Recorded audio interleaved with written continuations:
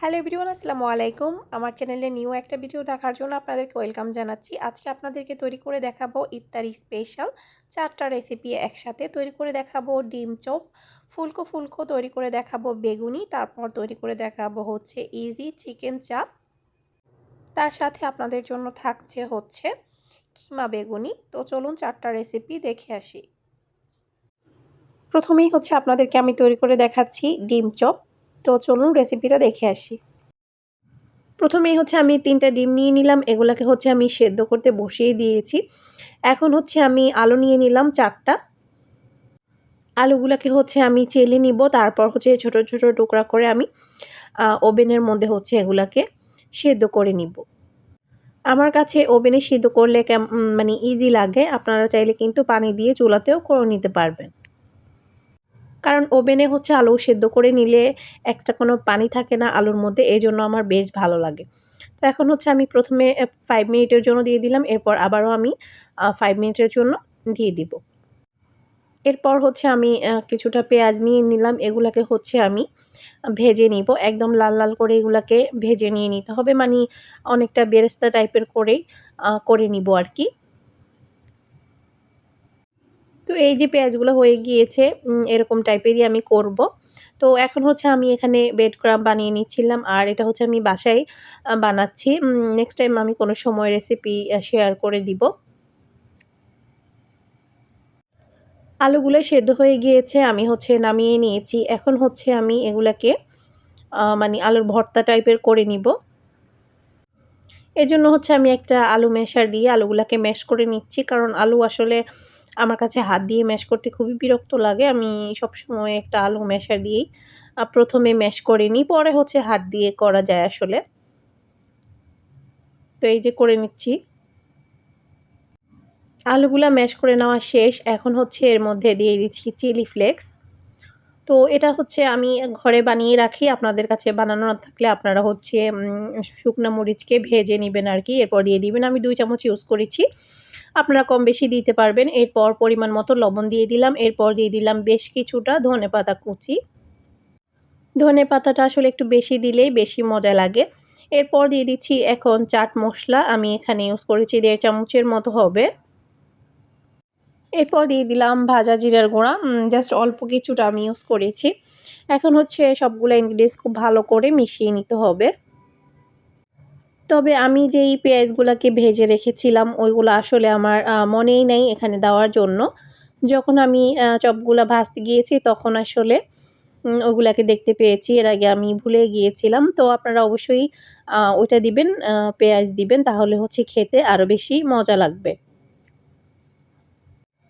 এখন হচ্ছে আমি চপগুলাকে বানিয়ে নিব। আর ডিমগুলাকে হচ্ছে আমি কেটে নিয়েছি। একটা ডিমকে হচ্ছে আমি ৪ ভাগ করে কেটে নিয়েছি। এখন হচ্ছে আমি পরিমাণ মতো মিশ্রণ নিয়ে নিচ্ছি আলুর। তো হাতের মধ্যে এভাবে চেপে একটু নিয়ে নিব। তারপর হচ্ছে উপর দিয়ে আমি ১ টুকরা ডিম দিয়ে দিব। তারপর উপর থেকে হচ্ছে আরও আলু দিয়ে দিব কিছুটা। এরপর হচ্ছে আমি এটার শেপ করে নিব। তো আমি হচ্ছে এটাকে লম্বাটে করে বানাচ্ছি। কারণ আসলে ডিম চপ লম্বাটে করেই হয় বেশিরভাগ। লম্বাটে দেখতে আসলে সুন্দরও লাগে। আপনারা চাইলে কিন্তু চ্যাপ্টা করেও বানাতে পারবেন। সেক্ষেত্রে হচ্ছে ডিমটাকে চ্যাপ্টা করে কেটে নিতে হবে। তো এখন হচ্ছে আমার একটা ডিম চপ হয়ে গিয়েছে বানানো। তো সেম ভাবে হচ্ছে আমি আরও একটাও বানিয়ে নিচ্ছি। যারা ফেসবুক থেকে আমার ভিডিওটা দেখতেছেন অবশ্যই আমার পেজটা ফলো করবেন। আমার ফেসবুক পেজ নাম হচ্ছে ফুলু জান্নাত। আর যারা ইউটিউব থেকে আমার ভিডিওটা দেখতেছেন অবশ্যই আমার চ্যানেলটা সাবস্ক্রাইব করবেন। আমার ইউটিউব চ্যানেল নাম হচ্ছে cooking gallery and travel blog. যারা অলরেডি সাবস্ক্রাইব করেছেন তাদেরকে অসংখ্য ধন্যবাদ। তো এখন হচ্ছে আমার আরও একটা চপও রেডি হয়ে গিয়েছে। সেম ভাবে সবগুলাকে বানিয়ে নিব। তো এই যে আমার চপগুলা বানিয়ে নেওয়া শেষ। এখানে হচ্ছে আমার ৯ টা চপ হয়েছে। কারণ আমি যতটুকু আলু নিয়েছি ওইটা দিয়ে আমার ৯ টা হয়েছে। এখন হচ্ছে আমি একটা ডিম ভেঙে নিয়ে নিচ্ছি। তো ডিমটাকে ফেটিয়ে নিচ্ছি। তারপর দেখলাম যে ডিমটা মানে ছোট সাইজের হয়ে গিয়েছে। এজন্য আমি আরেকটা ডিমও নিয়ে নিলাম। তো ২ টা ডিমকেই হচ্ছে এখন খুব ভালো করে ফেটিয়ে নিব। এখন হচ্ছে আমি এখানে ব্রেড ক্রাম্বস নিয়ে নিলাম। তো প্রথমেই হচ্ছে আমি চপগুলাকে ব্রেড ক্রাম্বস এর মধ্যে এভাবে কোট করে নিব। অনেকেই আছে প্রথমে ডিমের মধ্যে কোট করে তারপর ব্রেড ক্রাম্বসে দেয়। আমি হচ্ছে এভাবে করে নিচ্ছি, আপনারাও এভাবে করে দেখবেন। এভাবে করলে আপনার কোটিংটা খুবই ক্রিস্পি টাইপের হবে এবং অনেকক্ষণ পর্যন্ত এটা একদম ক্রিস্পি থাকবে, একদম দোকানের স্টাইলে হবে।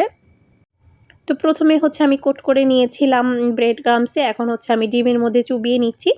তারপর হচ্ছে আমি আবারও ব্রেড ক্রাম্বসের মধ্যে দিয়ে দিলাম। তো এরপর হচ্ছে আমি আবারও ব্রেড ক্রাম্বসের মধ্যে এগুলাকে খুব ভালো করে কোট করে নিব। আর অবশ্যই হচ্ছে আপনারা এভাবে ট্রাই করে দেখবেন, এভাবেই আসলে বেশি ক্রিস্পি হয় আর খুবই মজা হবে খেতে। প্রথমে হচ্ছে আমি ৩ টা আপনাদেরকে করে দেখাচ্ছি। তো এখন হচ্ছে আমি ব্রেড ক্রাম্বসের মধ্যে কোট করে নিচ্ছি। তাহলেই হচ্ছে আমার চপটা রেডি ভাজার জন্য। আর চুলাতে আমি অলরেডি তেল কিন্তু গরম করতে দিয়ে দিয়েছি। তো একটা চপ হচ্ছে আমি কোট করে নিয়েছি। এখন হচ্ছে বাকি চপগুলোকেও কোট করে নিচ্ছি। আর এটা খুবই ইজি করা। আর খেতেও কিন্তু ভীষণ মজার। আপনারা অবশ্যই এভাবে একবার ট্রাই করে দেখবেন। আশা করি আপনাদের কাছেও খুবই ভালো লাগবে। তো চপ রেডি করা শেষ। এখন চলে যাব এগুলাকে ভাজতে। চুলাতে কিন্তু তেল বসিয়ে দিয়েছিলাম। ওইটা মোটামুটি গরম হয়ে গিয়েছে। এখন হচ্ছে আমি চপগুলো দিয়ে দিব। তো এই যে চপ দিয়ে দিচ্ছি। আর যেহেতু এগুলা কুক করা জাস্ট হচ্ছে উপরে কালার আসলেই কিন্তু চপগুলো ভাজা হয়ে যাবে। কারণ আলুটাও সেদ্ধ করা, তারপর ডিমটাও সেদ্ধ করা। এজন্য আসলে চপগুলো হতে এখন বেশি টাইম লাগবে না। তো প্রথমে আমি ২ টা দিয়েছিলাম। এরপর হচ্ছে আমি আরও দিয়ে দিব সাথে। কারণ আমি মনে করেছিলাম যদি আবার ভেঙে গেল, কারণ চপ টাইপের জিনিস অনেক সময় ভেঙে যায়। কিন্তু আমারটা এতটাই পারফেক্ট হয়েছে যে আমি পরে কিন্তু ৪ টা ৫ টা দিয়েও ভেজেছি। মানি হচ্ছে এগুলা একটার সাথে একটা লাগার পরেও কিন্তু কোনো রকম ফেটে যায়নি কিংবা ভেঙে যায়নি। তার কারণ হচ্ছে প্রথমে একবার আমি ব্রেড ক্রাম্বসের মধ্যে কোট করেছিলাম সেজন্য। তো প্রথমে যে ২ টা দিয়েছিলাম ওই ২ টা আসলে হয়ে গিয়েছে ভাজা। আমি হচ্ছে এগুলাকে এখন উঠিয়ে নিচ্ছি। এরপর হচ্ছে এখন আমি বাকিগুলাও দিয়ে দিব ভাজার জন্য। তো আমি হচ্ছে আরও ২ টাও দিয়ে দিলাম। তো আসলে এগুলা ভাজতে বেশি টাইম লাগে না। খুব ঝটপট কিন্তু হয়ে যায়। তো আমি হচ্ছে আরও একটা উঠিয়ে নিলাম। তো ওইভাবে সেম ভাবে আমি সবগুলাকে এখন ভেজে নিব। ফিরে আসছি সবগুলা ভেজে নেওয়ার পর। সবগুলা হচ্ছে ডিম চপকে আমি ভেজে নিয়েছি। আর দেখতেই পাচ্ছেন কতটা পারফেক্ট হয়েছে। তো একটা চপ আমি হচ্ছে আপনাদেরকে একটু কেটে ভেতরটা এখন দেখিয়ে দিব। আর খেতেও কিন্তু ভীষণ মজার হয়েছে। আপনারা অবশ্যই এই রেসিপিটা ফলো করে একবার হলেও বানিয়ে দেখবেন। আশা করি আপনাদেরও খুবই ভালো লাগবে। বিশেষ করে রমজান মাসে তো আসলে চপ খাওয়াই হয়। তো এভাবে ট্রাই করে দেখবেন ডিম চপ খুবই পছন্দ করবে সবাই। আজকের রেসিপিটা এ পর্যন্তই ছিল। সবাই অনেক বেশি ভালো থাকবেন। এরপর আপনাদেরকে এখন তৈরি করে দেখাবো হচ্ছে ফুলকো বেগুনি রেসিপি। তো চলুন রেসিপিটা দেখে আসি। প্রথমেই হচ্ছে আমি একটা বাটি নিয়ে নিলাম। এর মধ্যে হচ্ছে নিয়ে নিচ্ছি বেসন। তো আমি হচ্ছে আসলে আমার পরিমাণে নিচ্ছি। এখানে যদি কাপ দিয়ে মাপা হয় তাহলে হচ্ছে ২ কাপ থেকে একটু বেশি হবে। এরপর হচ্ছে আমি এর মধ্যে দিয়ে দিলাম হচ্ছে কর্নফ্লাওয়ার। এরপর স্বাদমতো লবণ দিয়ে দিলাম। এরপর দিয়ে দিচ্ছি হচ্ছে আদা রসুনের পেস্ট ১ টেবিল স্পুন। তো প্রথমে এগুলাকে একটু মিশিয়ে নিচ্ছি। আর কর্নফ্লাওয়ারটা দেওয়ার কারণ হচ্ছে তাহলে হচ্ছে আপনার বেগুনিগুলা ক্রিস্পি হবে। তো এরপর হচ্ছে এখন আমি মসলাগুলা দিয়ে দিচ্ছি। ১/২ চামচ হলুদের গুঁড়া, ১/২ চামচ ধনে আর জিরা গুঁড়া, আর দিয়ে দিলাম ১/২ চামচ মরিচের গুঁড়া। এরপর দিয়ে দিলাম হচ্ছে বেকিং সোডা ১/২ চামচ। এখন হচ্ছে আবারও ভালো করে সবগুলাকে মিশিয়ে নিব। এখন হচ্ছে এটাকে একটু পানি দিয়ে ঘোলাটা তৈরি করে নিতে হবে। একসাথে অনেক বেশি পানি দেওয়া যাবে না, তাহলে হচ্ছে দলা পেকে যাবে। এজন্য হচ্ছে অল্প করে পানি দিয়ে হচ্ছে খুব সুন্দর করে একটা পারফেক্ট ভাবে বেটার তৈরি করে নিতে হবে। আপনারা চাইলে কিন্তু এখানে বেকিং পাউডারটাও ইউজ করতে পারেন। আর আমি হচ্ছে বেকিং সোডাটা এখনই দিয়ে দিচ্ছি, কারণ হচ্ছে আমি এখনই বানিয়ে ফেলবো সেজন্য। আপনারা যদি পরে বানান সেক্ষেত্রে হচ্ছে বানানোর আগেই হচ্ছে বেকিং সোডাটা ইউজ করবেন। তো এখন হচ্ছে আমি হাত দিয়ে ভালো করে মিশিয়ে নিচ্ছি। আসলে হাত দিয়ে করলে ইজি হয়, এজন্য হচ্ছে আমি হাত দিয়ে ভালো করে এখন বেটারটাকে মিশিয়ে নিচ্ছি, দেখতেই পাচ্ছেন।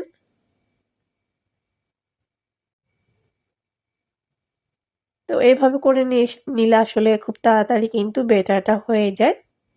তো আমি হচ্ছে আরো একটু পানি দিয়ে দিচ্ছি, বারবার করে পানি দিয়ে সুন্দর একটা বেটার তৈরি করে নিতে হবে।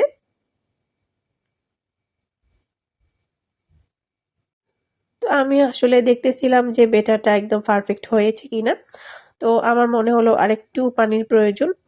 তো এজন্য হচ্ছে আমি জাস্ট হালকা একটু পানি দিয়ে দিলাম। এখন কিন্তু বেটারটা এবার ঠিক আছে। এই যে। তো এরপর হচ্ছে আমি নিয়ে নিলাম বেগুন। বেগুনটাকে এখন কেটে নিচ্ছি। তো আমাদের এখানে আসলে এই টাইপের কালো বড় বেগুনগুলাই বেশি পাওয়া যায়। তো এগুলা দিয়েই বানাতে হয়। তো আমি হচ্ছে কেটে নিচ্ছি এগুলা এখন। যেন সবগুলা বেগুনই একই সাইজের হয়, এজন্য হচ্ছে আমি এটাকে ২ ভাগ করে তারপর হচ্ছে কেটে নিচ্ছি। আর হচ্ছে সাথে পানি রেখেছি। সাথে সাথেই কিন্তু এটাকে পানির মধ্যে দিয়ে দিতে হবে। কারণ সবাই জানে বেগুন কিন্তু কেটে রাখলে কালো হয়ে যায়। তো যেন কালো না হয় সেজন্যই হচ্ছে আমি কেটে সাথে সাথে পানির মধ্যে দিয়ে রাখতেছি। আর বেগুনগুলা হচ্ছে পাতলাও না আবার মোটাও না। ঐরকম টাইপের করে কেটে নিতে হবে। আপনারা দেখেই নিশ্চয়ই বুঝতে পারতেছেন আমি কিভাবে কেটে নিচ্ছি। বেগুনগুলা কেটে নেওয়া শেষ। এরপর হচ্ছে আমি চুলাতে একটা পাতিলে পরিমাণ মতো তেল দিয়ে দিয়েছি। বেগুনগুলা ভাজতে হবে ডুবো তেলে সেজন্য। তো তেলটা যখন গরম হয়ে যাবে এরপর হচ্ছে আমি বেটারের মধ্যে চুবিয়ে দিয়ে দিচ্ছি এখন। দেখতেই পাচ্ছেন। আর ২ পাশে হচ্ছে চুবিয়ে এরপর যেটা এক্সট্রা থাকবে সেটা ফেলে তারপর হচ্ছে তেলের মধ্যে দিয়ে দিতে হবে।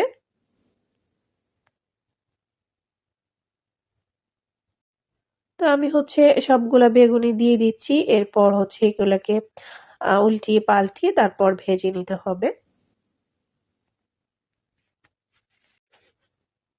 তো এই যে এটা কিন্তু একটা পাশ মোটামুটি একটু হয়ে যাওয়ার পর আমি উল্টিয়ে দিচ্ছি। তো এটাকে আমি অল্প আঁচে ভাজবো। এত বেশি এ মানে হাই হিট থাকবে না আরকি। তাহলে হচ্ছে আপনার বেগুনিগুলা ক্রিসপি হবে। এজন্য হচ্ছে এটাকে অল্প আঁচে ভাজতে হবে। তো এই যে মোটামুটি কিন্তু এখন বেগুনিগুলা হয়ে গিয়েছে। তো আমি হচ্ছে এখন এগুলাকে উঠিয়ে নিবো। আর খুব সুন্দর একটা কালার চলে আসছে, দেখতেই পাচ্ছেন। তো যে বেগুনিগুলা হয়ে গিয়েছে সেগুলাকে আমি উঠিয়ে নিচ্ছি। এরপর হচ্ছে আমি সেম ভাবে বাকিগুলাকেও ভেজে নিব।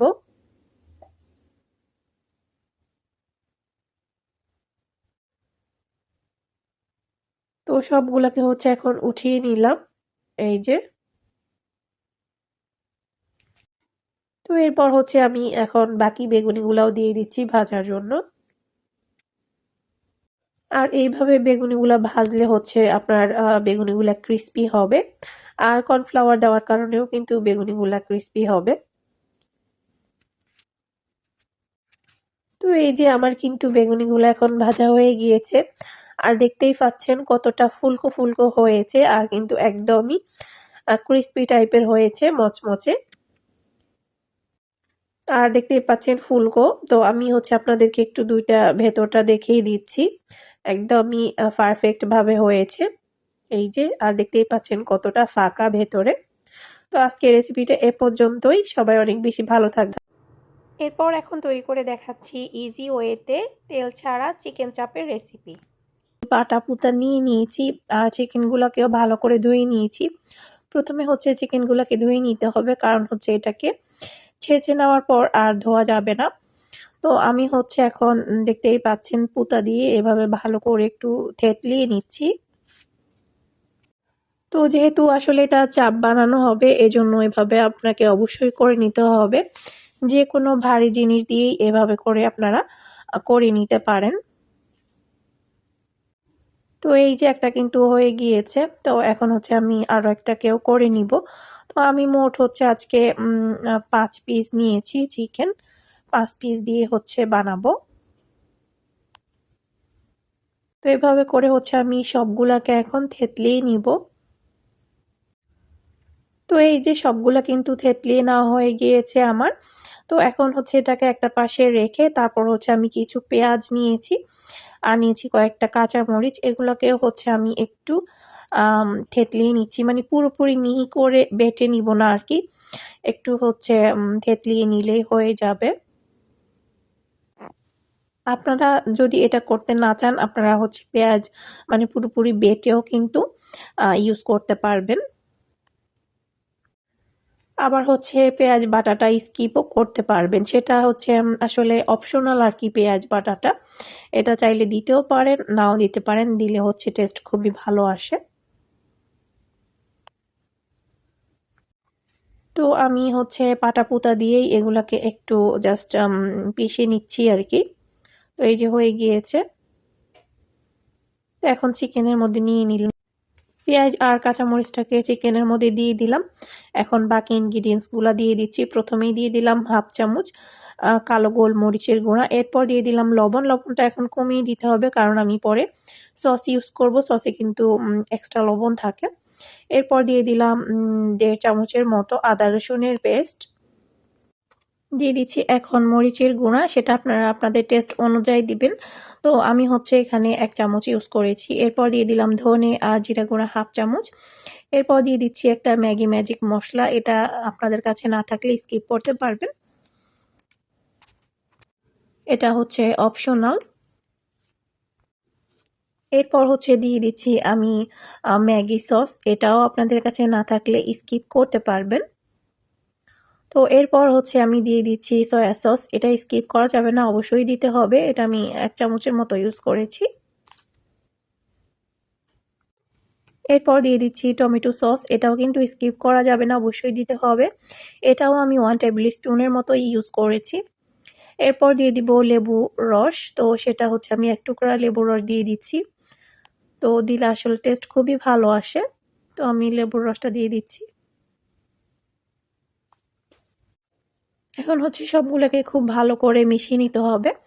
তো আমি হচ্ছে একটা হ্যান্ড গ্লাভস পরে তারপর ভালো করে মিশিয়ে নিচ্ছি, যেন মশলাটা চিকেনের ভিতরে খুব ভালো করে ঢুকে যায় আর কি।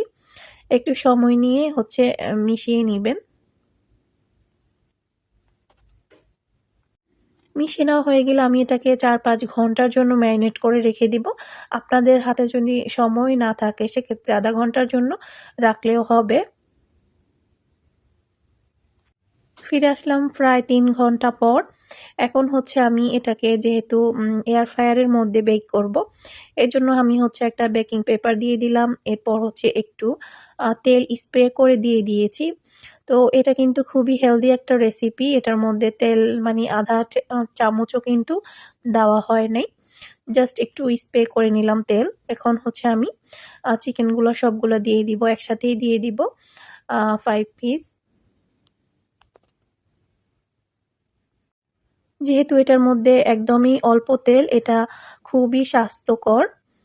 তো দেখতেই পাচ্ছেন আমি সবগুলা দিয়ে দিয়েছি। এখন হচ্ছে আমি উপরে মসলাগুলাও দিয়ে দিচ্ছি। এখন এটাকে এয়ার ফ্রায়ারে দিয়ে দিব। তো এই যে আমি হচ্ছে এয়ার ফ্রায়ারে ঢুকিয়ে দিচ্ছি। আর প্রথমেই হচ্ছে আমি 20 মিনিটের জন্য এটাকে বেক করতে দিয়ে দিব। তো 20 মিনিট হয়ে গিয়েছে এই যে। তো এখন একটা পাশ হয়ে গিয়েছে, এটাকে এখন আমি উল্টিয়ে দিব। তারপর হচ্ছে আবারও দিয়ে দিব। এয়ার ফ্রায়ারে কিন্তু আপনি যখন কোনো কিছু বেক করেন উপরের পাশটা প্রথমে কালার আসে। তো তারপর হচ্ছে আপনাকে উল্টিয়ে আবারও দিয়ে দিতে হয়। তারপর হচ্ছে মানে অপর পাশটা সুন্দর করে কালার আসে আর কি। তো দেখতেই পাচ্ছেন আমার উপরের পাশটা কিন্তু খুবই সুন্দর একটা কালার চলে এসেছে। এখন হচ্ছে এগুলাকে আমি আবার উল্টিয়ে দিব। এরপর হচ্ছে 15 মিনিটের জন্য আবারও এগুলাকে আমি বেক করে নিব। আপনাদের কাছে এয়ার ফ্রায়ার না থাকলে সেক্ষেত্রে হচ্ছে আপনারা তাওয়ার মধ্যে করে চুলাতেও এগুলাকে করে নিতে পারবেন। তো বাকি যেই মশলাটুকু ছিল আমি এখন সেগুলো উপর দিয়ে দিয়ে দিচ্ছি। দিয়ে তারপর হচ্ছে এখন আমি আবারও দিয়ে দিব। একটু তেল আবারও হচ্ছে আমি স্প্রে করে দিলাম। তো এই যে এখন হচ্ছে আবার এয়ার ফ্রায়ারে ঢুকিয়ে দিলাম। এখন হচ্ছে দিলাম 15 মিনিটের জন্য। 15 মিনিট পর আমি হচ্ছে বের করে নিয়েছি। এখন এটা হয়ে গিয়েছে। এখন হচ্ছে আমি চিকেন চাপটাকে সার্ভ করে নিয়েছি আর দেখতেই পাচ্ছেন কতটা লোভনীয় হয়েছে। আর ট্রাস্ট মি এটা কিন্তু খেতে ভীষণ মজার হয়েছিল। আপনারা অবশ্যই হচ্ছে ট্রাই করবেন। আজকের মতো এখানেই বিদায় নিচ্ছি। পরবর্তীতে অন্য কোনো রেসিপি নিয়ে আবার চলে আসবো। সে পর্যন্ত অনেক বেশি ভালো থাকবেন। ৪ নাম্বারে আপনাদেরকে তৈরি করে দেখাচ্ছি হচ্ছে কিমা বেগুনি। খুবই মজার রেসিপি। হচ্ছে ১ পিস চিকেন আমি হচ্ছে এখন পানি দিয়ে সেদ্ধ করতে বসিয়ে দিব। চিকেনটা সেদ্ধ হতে হতে আমি হচ্ছে বেটারটা তৈরি করে নিব। প্রথমেই নিয়ে নিচ্ছি আমি বেসন। তো বেসন হচ্ছে আমি এখানে যতটুকু বানাবো আরকি ততটুকু পরিমাণে ১.৫ কাপ নিয়েছি। তো এরপর দিয়ে দিলাম আদা রসুনের পেস্ট ১ চামচ। এরপর হচ্ছে দিয়ে দিচ্ছি স্বাদমতো লবণ। এরপর হচ্ছে দিয়ে দিচ্ছি আমি ধনে আর জিরা গুঁড়া ১/২ চামচ। এরপর হচ্ছে দিচ্ছি মরিচের গুঁড়া, সেটাও দিচ্ছি আমি ১/২ চামচ। এরপর দিচ্ছি হলুদের গুঁড়া, সেটাও ১/২ চামচ দিচ্ছি। এরপর দিয়ে দিব বেকিং পাউডার ১/২ চামচ। তো আমি একসাথেই দিয়ে দিচ্ছি, আপনারা চাইলে পরেও ইউজ করতে পারবেন। এখন হচ্ছে সবগুলাকে প্রথমে ভালো করে মিশিয়ে নিচ্ছি যেন একদম আ মিশে যায় আরকি সবগুলা বেসনের সাথে। এরপর হচ্ছে আমি অল্প, অল্প পানি দিয়ে বেটারটাকে তৈরি করে নিব। তো একসাথে হচ্ছে সব পানি না দিয়ে আমি হচ্ছে একবার, একবার করে পানি দিয়ে এটাকে মিশিয়ে নিচ্ছি। আমরা আলুর চপ, বেগুনি বানানোর জন্য যেরকম একটা বেটার তৈরি করি, সেইম ঐরকম বেটারই হবে। তো আমি আবারও হচ্ছে পানি দিয়ে দিলাম। তো মোটামুটি এটাকে সুন্দর করে মিশিয়ে নিতে হবে। একসাথে পানি দিলে হচ্ছে বেটারটা আপনার লাম্পস থেকে যাবে। এজন্য হচ্ছে অল্প, অল্প করে পানি দিয়ে আপনাকে বেটারটা তৈরি করে নিতে হবে।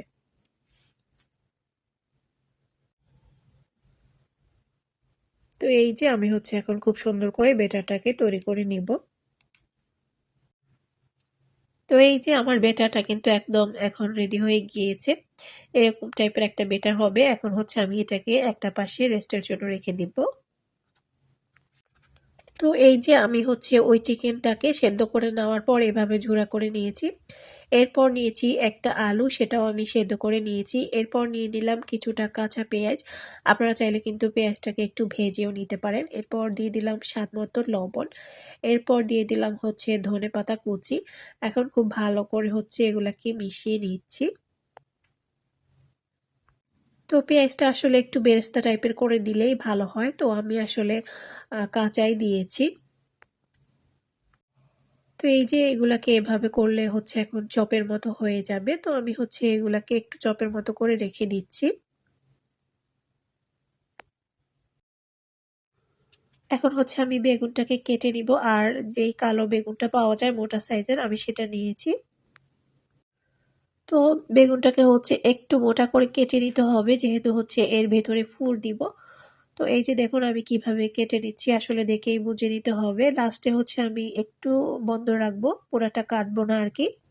তো এইভাবে করে হচ্ছে আমি সবগুলাকে কেটে নিব। মাঝখান থেকে কেটে লাস্টে একটু জাস্ট বন্ধ রাখবো। আর বেগুনগুলাকে হচ্ছে কেটে পানিতে ভিজিয়ে রাখতে হবে নয়তো বেগুনগুলা কালো হয়ে যাবে। এরপর হচ্ছে আমি যেই চিকেনের পুরটা রেডি করে রেখেছিলাম, এখন সেটা দিয়ে দিচ্ছি মাঝখানে। দেখতেই পাচ্ছেন কিভাবে করে নিচ্ছি। তো এভাবে করে আমি হচ্ছে সবগুলা বেগুনের ভিতরেই ঢুকিয়ে নিব। এই যে সবগুলাতে ঢুকিয়ে নেওয়া শেষ। এখন চলে যাব এগুলা ভাজার জন্য। তো চুলাতে হচ্ছে একটা পাতিলের মধ্যে আমি পরিমাণ মতো তেল দিয়ে দিয়েছি। তেলটা হচ্ছে একটু বেশি পরিমাণে দিতে হবে আরকি। এখন হচ্ছে আমি যে বেটারটাকে তৈরি করে রেখেছিলাম, ওইটার মধ্যে হচ্ছে বেগুনগুলাকে ভালো করে ডুবিয়ে নিয়ে তারপর হচ্ছে তেলের মধ্যে দিয়ে দিতে হবে। আর যেহেতু বেগুনগুলা হচ্ছে একটু মোটা সাইজের কাটা, এজন্য হচ্ছে তেলটাকে একটু বেশি দিতে হবে। আর এটাকে কিন্তু একটু মানে কম আঁচে ভাজতে হবে যেহেতু বেগুনগুলা মোটা করে কাটা। যদি আপনি হচ্ছে বেশি আঁচে ভাজেন তাহলে বেগুনগুলা ভালো করে সেদ্ধ হবে না। তো যার জন্য হচ্ছে একটু কম আঁচেই এগুলাকে উল্টিয়ে পাল্টিয়ে ভেজে নিতে হবে। তো এই যে আমার এখানে কিন্তু কয়েকটা ভাজা হয়ে গিয়েছে। আমি হচ্ছে উঠিয়ে নিচ্ছি। তো আপনারা রমজান মাসে এটা বানিয়ে দেখতে পারেন। আশা করি ভালো লাগবে বাচ্চাদের কাছে। ওইগুলা উঠিয়ে নেওয়ার পর হচ্ছে আমি বাকিগুলা দিয়ে দিচ্ছি ভাজার জন্য। তো ফিরে আসছি সবগুলা ভেজে নেওয়ার পরে। তো এগুলা ভেজে নেওয়া হয়ে গিয়েছে। এখন হচ্ছে এগুলাকে মাঝখান থেকে কেটে নিতে হবে। তো এই যে মাঝখান থেকে এভাবে কেটে নিলেই কিন্তু ভিতরে পুরটা দেখতেই পাচ্ছেন। তো এইভাবে হচ্ছে আমি এখন সবগুলাকে কেটে নিব। তো সবগুলা কিমা বেগুনি আমি হচ্ছে সার্ভ করে নিয়েছি দেখতেই পাচ্ছেন। তো আপনারাও ইফতারে এটা বানিয়ে নিতে পারেন। আজকের মতো এখানেই বিদায় নিচ্ছি। আল্লাহ হাফেজ।